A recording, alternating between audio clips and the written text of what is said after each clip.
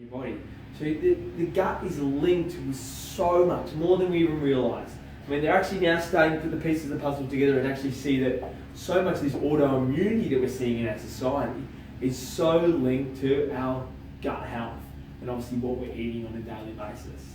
Honestly, a lot of the things that we class as normal in our society, they're only normal because they're so common.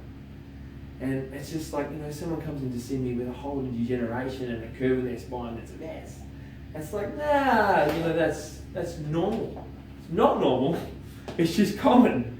But, that's you're kind of ready to hear some of the stuff that you don't want to hear. It's like even me doing this workshop, preparing for it, there's some stuff like I don't want to hear, right?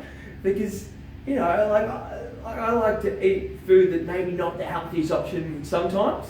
But it's kind of like the 80-20 rule, maybe 75-25. But, looking at even maybe certain days of the week where you've got to zen your diet and zen your nutrition, and then maybe if it ticks over to like a Saturday night and you catch up with friends, have some pizza, and if it's Chardonnay or a beer or some ice cream after, do it.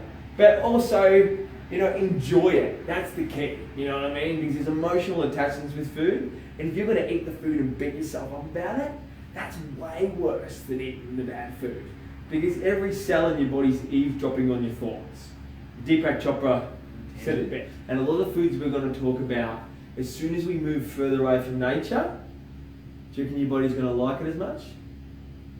Not really. Sugars.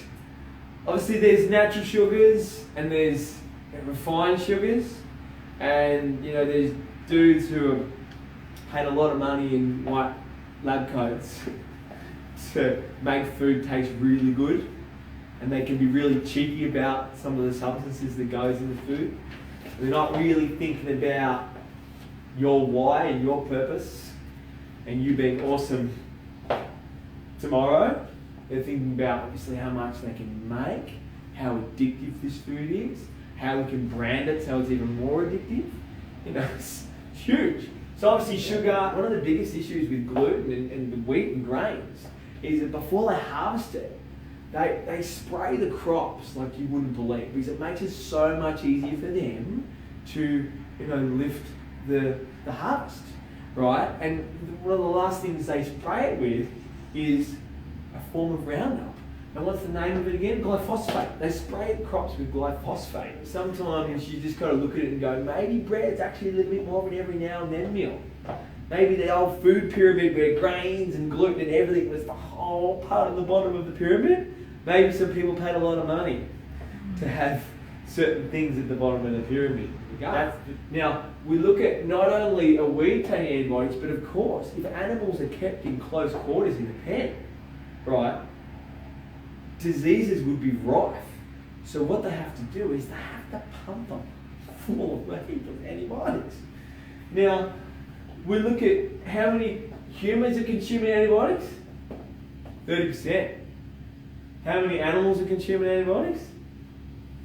70%. So, what that means is you've got to look at where you're getting your produce from. If you're a meat eater, like meat products and grass-fed and as close to biodynamic and clean as I possibly can get. And I love the saying, the 7 P's of success. Proper preparation prevents piss poor performance. Love it. It'll stick with me forever. Because you look at it, it's not like the food doesn't just arrive in your cupboard. It's you. And where does the changes actually take place? It actually takes place when you're doing the shopping. Right, because it's like when you're there and you kind of walk down the aisles and there's some maybe foods, you kind of go, nah, not this week, I'm going to knuckle down and just eat all my good foods. And that doesn't mean you can't eat really, really well at the same time. Like once you'll start to discover other foods, you'll realise, hey, you can eat really, really clean and do it in style and be super fulfilled and kind of help achieve maybe some of the things you want in life. Maybe it's weight loss. Maybe it's more energy, maybe it's just improved brain function, so I don't have the brain fog that I'm going to be dealing with. Because when you're eating crappy grains and crappy dairy, all that stuff, chances are you're probably going to have a bit of brain fog. Right, so often when you're eating fish, it's a really good idea to dump down a heap of chlorella or a heap of seaweed. Because what these will do is they'll help bind a lot of these heavy metals.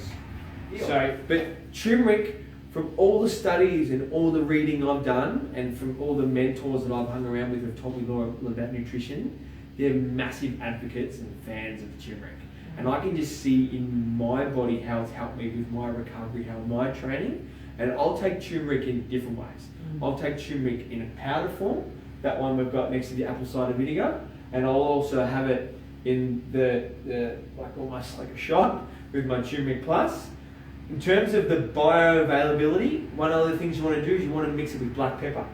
Because what black pepper and turmeric do together, it massively increases the synergistic properties and also increases absorption. What they've shown is that there's like a vitamin D level that they say, okay, this is the range where you should be, but then there's the sweet spot, right? And if we look at vitamin D, when you're in this sweet range, it literally decreases 15 of some of the most nastiest cancers by 40%. So vitamin D, what it's so good for is your gut. If there's one amazingly takeaway food that you want to put in your body tomorrow or this week, it's bone broth.